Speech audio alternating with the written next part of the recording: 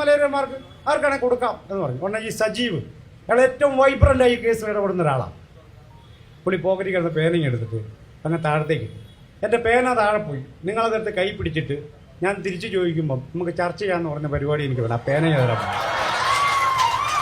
ഇതൊരാദിവാസിയുടെ വാക്കാണെന്ന് ഹിന്ദുത്വ ശക്തികൾ മനസ്സിലാക്കിക്കൊള്ളണം. ഒരാദിവാസിയുടെ 18 മലകളുടെയും ഉടമയായിരുന്ന ആദിവാസി സമൂഹത്തിന്റെ വാക്കാണ്. അത് തട്ടിയെടുത്ത് കയ്യിൽ വെച്ചിട്ട് 116 വർഷമേ ആയുള്ളൂ. ആയിരക്കണക്കിന് വർഷമൊന്നുമായില്ല. 1902 മാത്രമാണ് ആ ആന്ധ്രയിൽ നിന്ന് ഈ തന്ത്രി കുടുംബം ഇങ്ങോട്ട് എഴുന്നള്ളിയത്.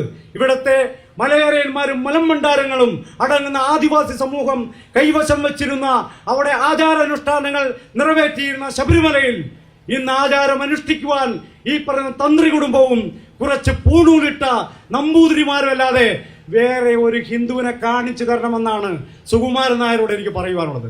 വേറൊരു ഹിന്ദുവിനെ അവിടെ ഒന്ന് നിങ്ങൾ ഏത് ഹിന്ദുവിന്റെ കാര്യമാണ് പറയുന്നത്? ഇതൊന്നും പറഞ്ഞ് ഞങ്ങളെ പറ്റിക്കാൻ നോക്കണ്ട. അതുകൊണ്ട് അടിയന്തരമായി 16-ാം തീയതി ഒരു വില്ലുവണ്ടി എരുമേലിക്ക് പോകുന്നുണ്ട്. ഞങ്ങൾ പറയുന്നത് വളരെ ലളിതമാകായിരുന്നു. തന്ത്രികൾ മലയിറങ്ങുക, ശബരിമല ആദിവാസികൾ കരുതിക്കൊള്ളും.